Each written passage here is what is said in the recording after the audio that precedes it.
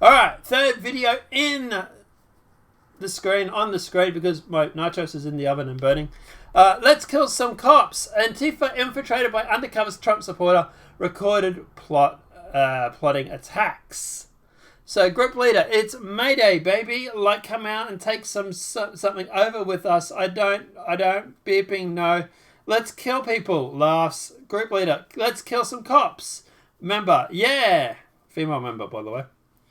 An exclusive report by ABC7, the Republican infiltrator provided the target list and recordings of the group's planned sessions, which may be connected to recent acts of vandalism, including an incident at the former home of the defense witness in Derek Chauvin trial. Former Santa Rosa police officer Barry Broad testified that the use of force expected in the George Floyd trial, defending the actions of Derek Chauvin. Broad testified on April 13th, I feel that Derek Chauvin was justified. 4 days later, masked figures in black threw a severed pig's head and pig blood at the house where Broad used to live in West Santa Rosa.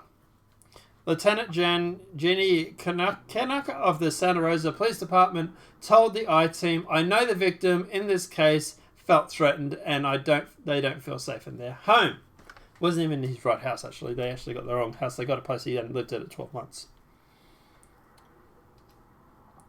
Broad, as it turns out, isn't lived in the address for more than a year. Local police, meanwhile, think the same group of Antifa activists may be responsible for coating a statue in nearby plaza with blood, accompanied by a sign which read, oink oink.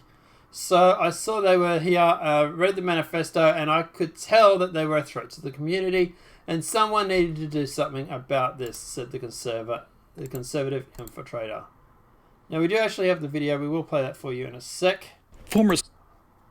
So, yeah, we'll keep going with this for now. According to the manifesto posted online, actually, we're just going to play the video. I'm just going to be lazy about this. Santa Rosa police officer Barry Broad testified as a use of force expert in the George Floyd trial, defending the actions of Derek Chauvin.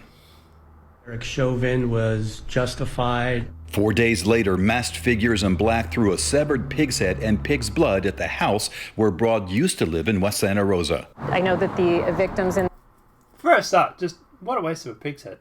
this case feel threatened and they don't feel safe in their home. Broad hasn't lived there for more than a year. A short time later, police suspect the same group covered the hand statue in a nearby shopping plaza with blood, posting a sign, oink oink. The I-Team is getting possible new insight into that attack and other recent acts of vandalism from a Sonoma County business owner and Trump supporter who infiltrated a group of anti-fascist activists. I saw that they were here, I read their manifesto, and I could tell that they were a threat to the community, and somebody needed to do something about this. The manifesto posted online for SoCo, Sonoma County, Radical Action, or SRA, says, do not hesitate, do not wait. The brick in the street is meant to be thrown. The paint in the can is meant to be sprayed. The cop in your head is meant to be killed. Come on, like FBI, what are you guys doing? If this was a Trump supporter that said all this, they would be beating down the doors. The Trump supporter was able to join the group that communicates through the encrypted messaging app Wicker. And you express that you're of a like opinion. Oh yeah, you said comrade, I want to smash the system the same as you, make them not feel alone, because that's what they really want to hear, is know that there's more people like them. He saved messages, documents, and recordings of their meetings. The I-Team has learned the group's leader, who goes by the screen name Marb, is a 25-year-old college student who was arrested for felony assault on a police officer last year at this Oakland riot after the death of George Floyd. The district attorney declined to file charges. The Trump supporter says he made this recording in March when Marb discussed naming the group SoCo Antifa. It was originally SoCo Antifa, and people didn't like that. People didn't like that we called ourselves Antifa. Well, more than that, they were like, we're going to get on the FBI watch list. Remember? Yeah. They apparently have an eye out for that. Marb also talked about that same hand statue being vandalized on other occasions. Did someone use stencils? Do you know? Nope. Freehand. Oh, really? Okay. Yeah, it was actually a lot easier for this situation. So this is the list here. The infiltrator tells me he copied what the group calls its target list, people they want to dox, to publish their private information, their addresses and phone numbers, to surveil them for possible vandalism. After his testimony, they placed Barry Broad at the top of the list, and within an hour of the attack on his former house, Marb is back on Wicker at 3:48 a.m. telling the group, "Hey y'all, late notice, but some comrades took action at a house owned by Barry Broad, and if someone could swing by in the morning and get pictures, our comrades would be very grateful."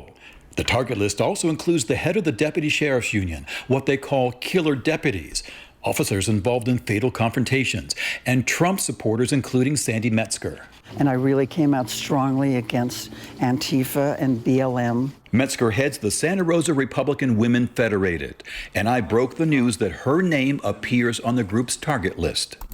I'm sorry, but they just seem like they're a bunch of misogynists. Like they have pent-up misogynists. They are attacking a woman. That is misogyny. It's an obvious question, but does that concern you?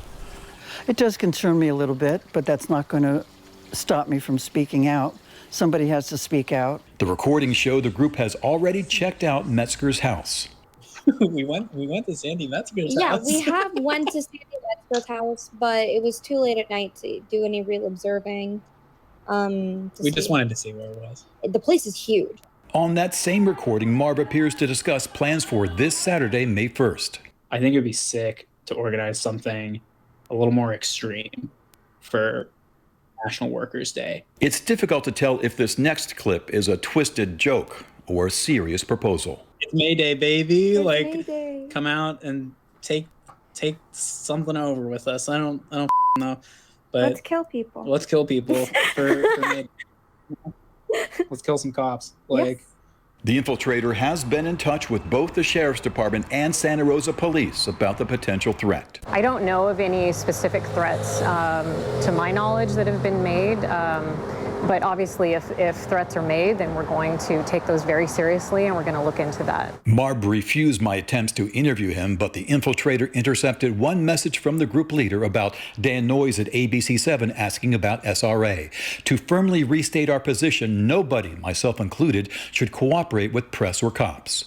The infiltrator tells me he's been careful about protecting his identity during interactions with so-called radical action that began last year. It felt like seeing Antifa getting sort of a pass a lot of the time from government saying that they don't exist, saying that they're a myth, saying that they're just an idea, you know, when obviously they are very real and they're a big threat. Since I've been working on the story, Marb has been taking down his social media accounts, both the private and public ones. If you have something that we should... So there you go. So at the end of the day, very good job for this guy who went through and did this investigation. Well done, buddy. Very well done. Very well done. At the end of the day, good on him for doing it. Full credit to him. And at the end of the day, hopefully this will get the police to look into it more. Maybe they'll look into it and find out that there is actually a credible threat here. I'm presuming there is. And at the end of the day, maybe they'll actually do something. Maybe. But at the end of the day, guys, yeah. I don't know. It like he said, you know, Antifa gets a pass. You know, like they already arrested this mob back in the day, and they let him off. Like this is a guy that has already been arrested before, and they just let him off. So, yeah. Because let me know what your thoughts are in that comment section below. If this video has been helpful, please smack that like button. If you're new to the channel, welcome and subscribe. Apart from that, guys, obviously this will be the last video for the day. 3 videos, all demonetized because the whole channel's demonetized at the moment. Suck it, YouTube. Still making videos. I don't care. I don't care about the money. Apart from that, guys, have a great night. Enjoy yourselves, and I will see you in the next demonetized video from YouTube. Love you, YouTube. Susan Witwitzki, I love you. Bitch.